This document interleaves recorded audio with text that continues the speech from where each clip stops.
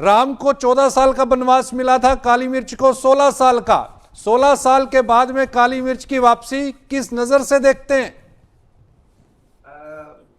इसके कुछ विशेष पहलू है। एक तो ये इसकी लिगेसी काफी रिच है। हम्म।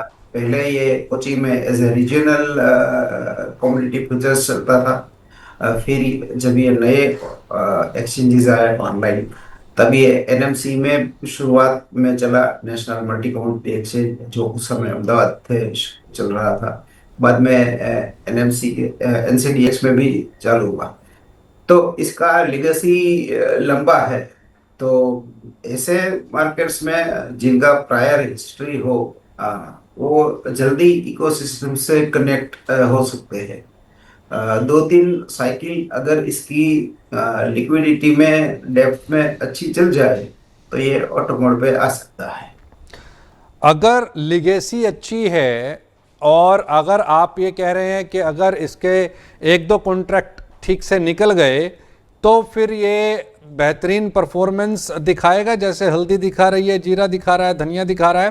क्योंकि एनसीडीएक्स पर कहते हैं कि अब सिर्फ और सिर्फ जो नॉन एसेंशियल कमोडिटीज़ हैं यानी कि मसाले, बस उन्हीं में ही खेला हो रहा है, और उसी खेले का एक दूसरा जो चेहरा है वो काली मिर्च। मेरी एक पर्सनल मान्यता ये रही है कि जितनी भी कमोडिटी के लीगेसी हिस्ट्री है, जैसे सोयाबीन हो गया, सरसों हो गया, सोया तेल हो गया, या तो जूट हो गया जैसे, तो जूट की भी बहुत अच्छी लीगेसी हिस्ट्री है। कलकत्ता एशियन एक्सचेंज में ये चल रहा था। हम्म। इसी तरह पेपर की भी कोची में चल रहा था। सांगली का भी लीगेसी है अच्छा। सांगली एक्सचेंज में वो हल्दी चल रही थी।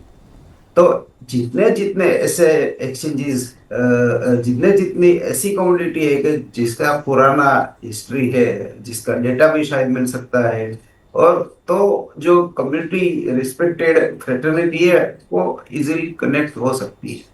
तो मैं ऐसा मानता हूँ कि इस पे थोड़ी मेहनत करे तो कम मेहनत में शायद अच्छा रिजल्ट मिले।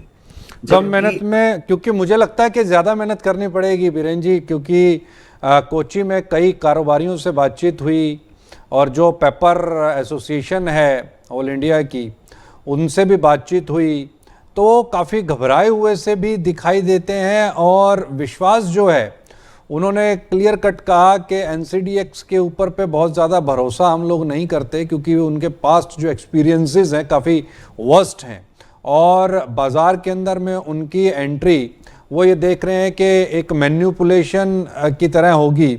और जिस तरीके से दूसरी कमोडिटीज़ के अंदर में एक बड़ी ज़बरदस्त मैन्युपुलेशन और 2-4 हाथों के अंदर ही कारोबार रहता है, तो वो एक उनके लिए एक चिंता का विषय है। इसको किस नज़र से देखा जाए? वो पेपर का जो एपिसोड हुआ था 2010 में, मैं काफी वाकिफ हूँ। एक जमाने में मैं एक्टिव ट्रेडर था इसमें on behalf of my clients. जी।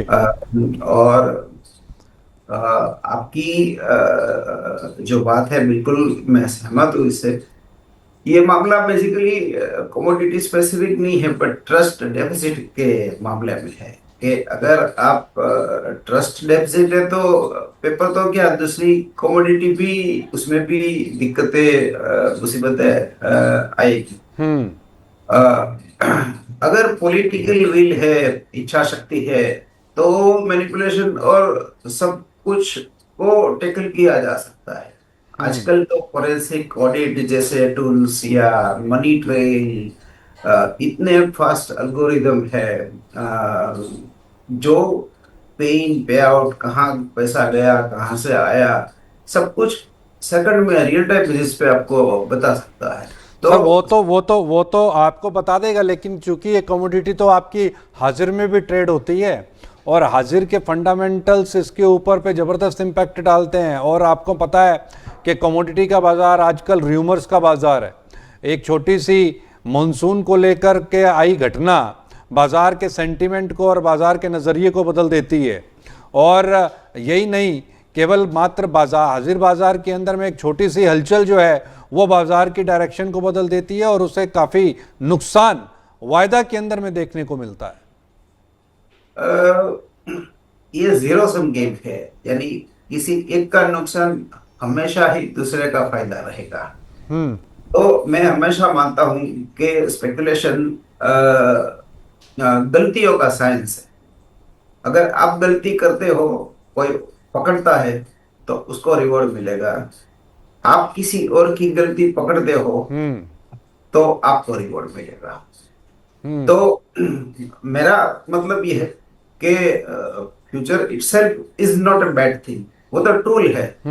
आप इसका किस हिसाब से, किस मोटिव से इस्तेमाल करना चाहते हो, उस पर ज्यादा निर्भर रहता है।